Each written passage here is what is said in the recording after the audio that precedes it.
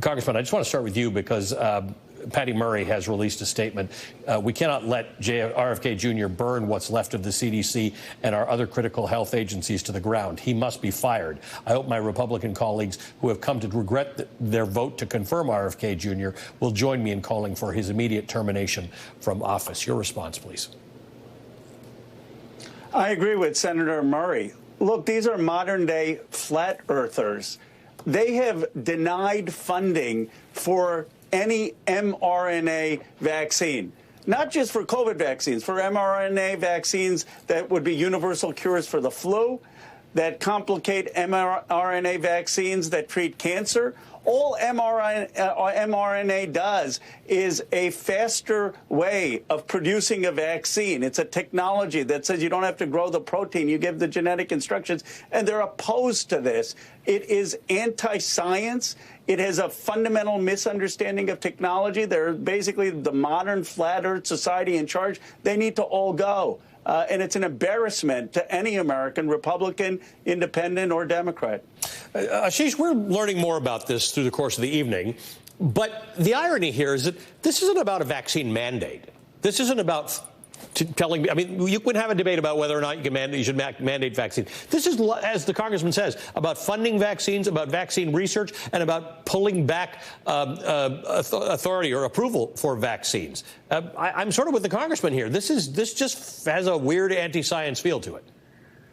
Yeah, well, first of all, Alec, thanks for having me back. Look, first and foremost, we ended the vaccine mandates 2 years ago. When I was at the White House, yes, all the vaccine mandates went away. The national emergency went away. Nobody is under mandates to do anything. Yeah, you can get one if you want one. This is about giving people freedom and choice. And I believe that people should have the freedom and choice to be able to get the COVID vaccines if they want. What you saw tonight at the CDC was a wholesale destruction of the leadership of the organization. And what that does, it has two implications. First, it leaves our country extraordinarily vulnerable. Our enemies are watching this with glee, knowing that we have no capability to prevent and detect biological attacks on our country. And what you saw was a group of dedicated civil servants who've served this country admirably saying, we will not continue to sign on to a political agenda. We are going to do the morally right thing and quit. It is an extraordinary moment, and as I said, one that leaves our country very vulnerable to biological threats. Congressman, there was a bit of back and forth as to whether she'd resigned or not resigned or been fired or whatever the case is. A White House spokesperson has put out this comment. As her attorney's statement, which I read in the introduction, makes abundantly clear, Susan Menarez is not aligned with the president's agenda of making America healthy again. Since Susan Menarez refused to resign despite informing HHS leadership of her intent to do so, the White House has terminated Menarez from her position with the CDC. So I guess here's my issue, that some of this is exactly what you two gentlemen are talking about, flat earth and anti-science stuff. Some of it is like firing the head of the Bureau of Labor Statistics, like going after Lisa Cook at the Federal Reserve. It's this, it's just the sort of undermining of anyone who projects any uncertainty what Donald Trump or a particular cabinet secretary might want to do. Absolutely. Look, this is someone that Donald Trump nominated. This is someone that went through the Senate with Republican votes. And just because she is saying that we believe in vaccines, that we believe in technology, this has nothing to do with where you stood on mask mandates. This has nothing to do with the COVID vaccine. This has to do with whether you believe in modern technology to help solve issues like cancer, to help have a universal vaccine for the flu. And Kennedy is saying no to all of that. By the way, China and other countries are moving full speed ahead. The entire scientific community is outraged by this. She's just standing up for that, and she's being fired. I mean, you have an administration that basically has made a habit of rejecting all forms of knowledge and expertise. It's un-American.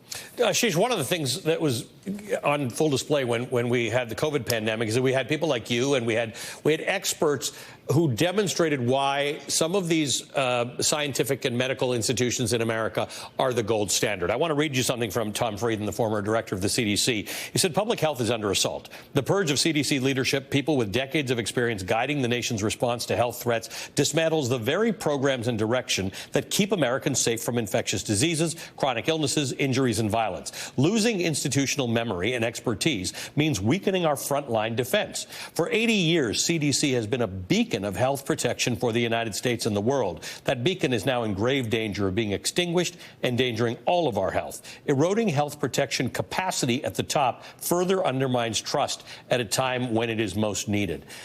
Can you just give me a little sense of this? The CDC is a gold standard institution. Yeah, absolutely. Like, look, could the CDC be reformed? Absolutely.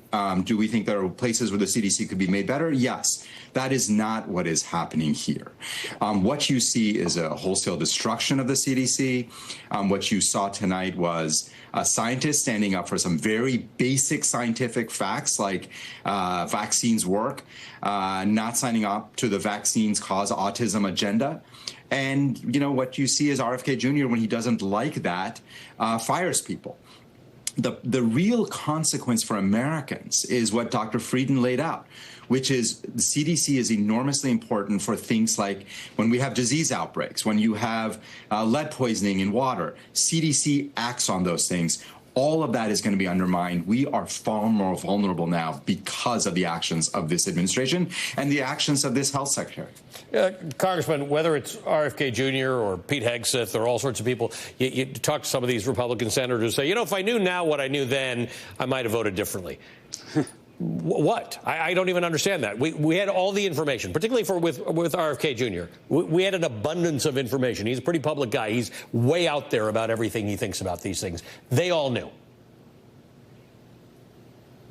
They knew. I mean, look, if RFK had wanted to go after big food companies that are putting pesticides in food and clean up food, that would have been one thing. But they asked him point blank, are you going to allow vaccines? Are you going to allow the development of new technology to solve disease? And he didn't give clear answers then. He should never have been confirmed in the first place. Many people voted for Donald Trump because they thought that the system wasn't working for them, that jobs had left, that communities were hollowed out, and they wanted a change in the system. But what they didn't want is for us to destroy every civilizational advance that this country has made, and to reject science, and to reject technology, and to reject the things that are going to allow us to win in the 21st century. Gentlemen, thanks for kicking us off tonight. We appreciate it. Congressman Khanna, Ashish, always good to see you. Thank you.